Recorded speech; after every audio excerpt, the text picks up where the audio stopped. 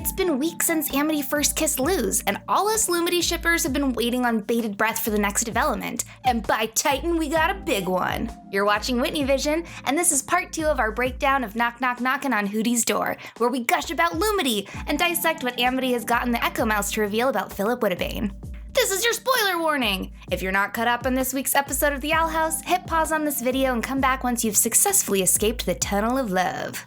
Attention all Lumity stans! This is the update I've been longing to give you since the beginning of the season. Luz and Amity are officially dating now! They're not just crushing, they're not just blushing, they're full-on girlfriends. And even though we definitely saw all this coming a Titan skeleton away, seeing them finally honestly admit their feelings for each other felt like a super satisfying payoff. As usual, Luz feels too awkward and scared to ask Amity out. After years of being ridiculed and bullied for being a total cheeseball in the human realm, she's determined that this time will be different. She wants to ask Amity out in a way that reflects how smart, cool, and classy that sweet cotton candy-haired goddess is, but she's not sure how to do it without coming across like a total dorkosaurus. To push them in the right direction, Hooty kidnaps Amity via owl pellet and drops her in the basement of the owl house, then lures in Luz to find her with a poem. Side quest, as Luz and Amity drop into Hooty's pit in one of the low-key cutest parts of the episode, we get a glimpse at this week's secret code. As many expected, it reads longer, making this season's code so far read, Seething Seas and Puppet Strings, he no longer. This is definitely setting up next week's code to be a juicy one, don't you think?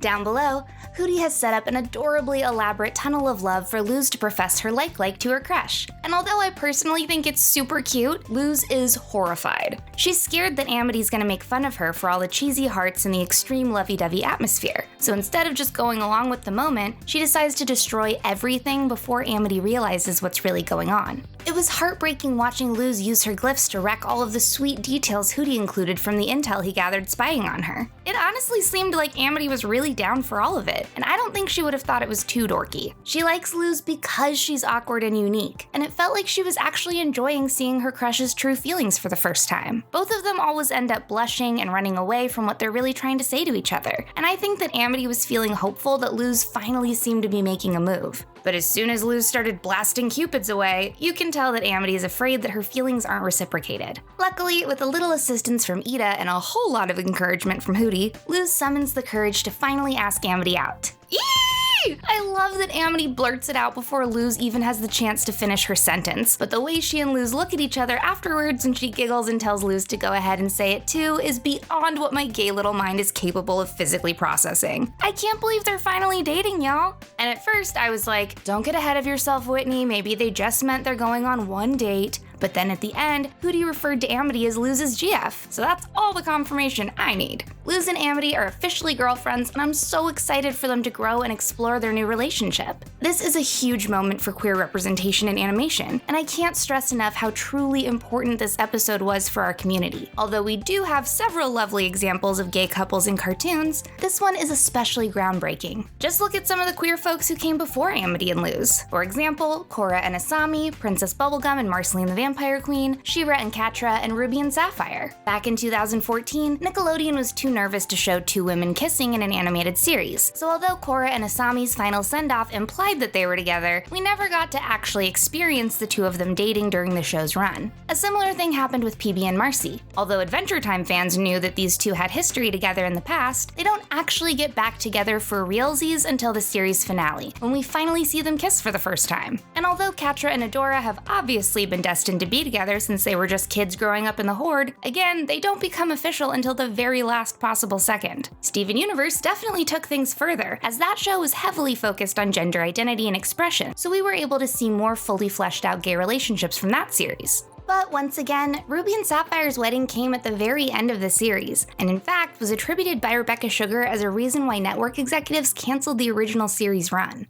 Are you seeing the pattern here? It's been nearly impossible, even within the last decade, to give queer relationships in animation the screen time that they truly deserve. And that's coming from shows with queer members on staff who obviously fought tooth and nail for the tiny amount of representation that they were allowed to have. Just look at how hard Rebecca Sugar had to fight for that incredible wedding sequence. When she began creating Ruby and Sapphire's characters, same-sex marriage wasn't even legal in all 50 of the United States, so putting a queer marriage proposal on a children's show was absolutely unheard of. Oftentimes, simply having queer characters existing on a show can change the rating from G to PG or higher, making it inappropriate to air on a children's network. I don't don't need to tell a bunch of Owl House fans why that sucks, but in case you don't know, it feels really shitty to be labeled inappropriate for having the same feelings towards someone as the same sex that another character might have for a character of the opposite sex. Like, please explain to me what's so scandalous about two girls kissing when we see straight couples kissing in media all the time.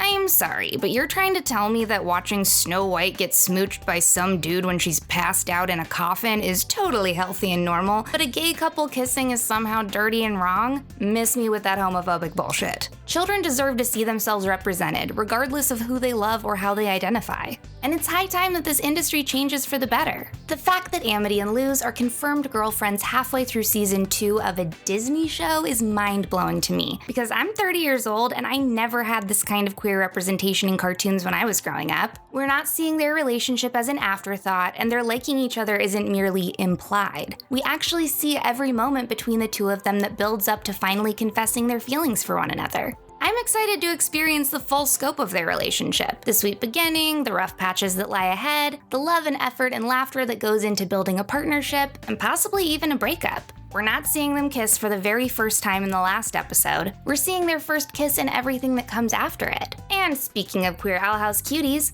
how could I not mention Ida and Rain? Y'all, do you remember when you first started suspecting that PB and Marcelina dated, and you had to rewatch that Door Lord episode 10,000 times searching for any solid confirmation that they used to go out? Not this time. We saw their chemistry last episode, and it was like, I wonder, and then this episode immediately was like, hi, yes, we used to specifically be lovers, but then we decided to see other people, and it was very sad. There was absolutely zero guesswork involved. They just straight up said it. Do you know how huge that is? We have double confirmation of two front and center queer relationships halfway through season 2 of the show, and it's truly historical. I also love that both main queer relationships of the Owl House feature characters with varying gender identities and sexual orientations. It's not just like, well, these folks sure are gay. There are nuances to each character's identity, and we love to see it. Rain is non-binary, and although they don't explicitly state their preferences, my guess is that they're most likely pansexual like Ida. Amity is a lesbian in a relationship with Luz, who's bisexual. And to round the whole thing off nicely, we have Willow's two gay dads. It's so cool that we're showing younger audiences the full range of the spectrum. We're not just seeing two cisgendered homosexual people, we're seeing the whole ass queer rainbow here.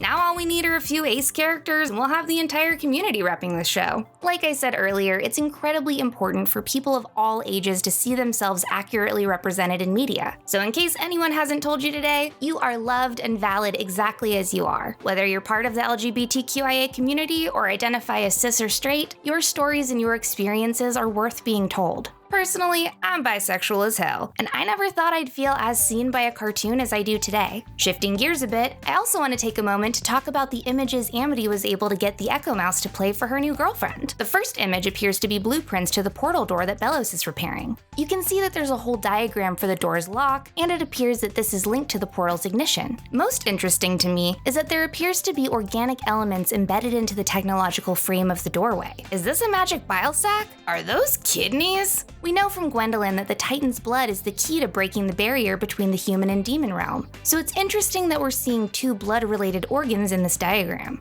Hearts are responsible for pumping blood, while kidneys work to keep blood clean and filtered. Bone marrow is responsible for creating blood, so I wonder if a small portion of Titan bone is also somehow integrated into this design. Obviously, these organs are too small to be from the Titan, so is the sacrifice of a Titan blood-compatible witch the key to finishing this door? As for the eye of the doorway, I'm not exactly sure what to make of this spiral, but this part of the diagram seems to depict a lens. Could the eye help orient the portal's location somehow? The next diagram is easier to break down. It looks like way back in the 1600s, Philip Wittebane was pioneering quantum mechanics. Here he's drawn what's known as an Einstein-Rosen bridge, although this is centuries before Albert Einstein and Nathan Rosen were born, so I guess that makes this a Wittebane bridge. This is basically a brainy way to say that he's researching wormholes. That U-shape represents dimensional space, and the wormhole acts as a shortcut between 2 points in a space. To answer Philip's question of what's in between, that'd be hyperspace, and that's a 4th dimension that wormholes cut between. And as interesting as my Wikipedia-level lecture on quantum mechanics could be, I actually think it's a better use of both our time to talk about how all this research seems to be scribbled out. This could mean one of two things. First, perhaps in spite of pioneering physics, Wittebane was on the wrong track with his research. Maybe he was too focused on using science to solve a problem that magic solves with ease. This could be why the scribbles transition away from formulas and into specs for a magic staff. The other option is more harrowing. Could Wittebane have deemed his research too dangerous? Is that why he etched it out? That sort of defeats his reasoning for donating his journal to the library in the first place, but it is possible that he stumbled upon forbidden knowledge. Perhaps he thought if he covered up the page it would be fine, and didn't calculate an Echo Mouse's ability to read the initial entry underneath his scribbles. Lastly, we have that spider staff, which must belong to Philip. Spiders are spooky, but they're also symbols of creation and engineering thanks to their webs. What sort of webs did Wittebane spin in his lifetime? And like the spider, were any of them traps? I can't wait to get more clues about Wittebane so that we can start contextualizing these images properly. Those are just some of my thoughts on Lumity's official get-together and their research on Wittebane's journals, but I want to know what you guys think in the comments. Be sure to check out my breakdown of Harpy Ida and stay tuned for part 3 all about the King of Demons and his new powers. I'm Scarlet Wit, and you're watching WhitneyVision.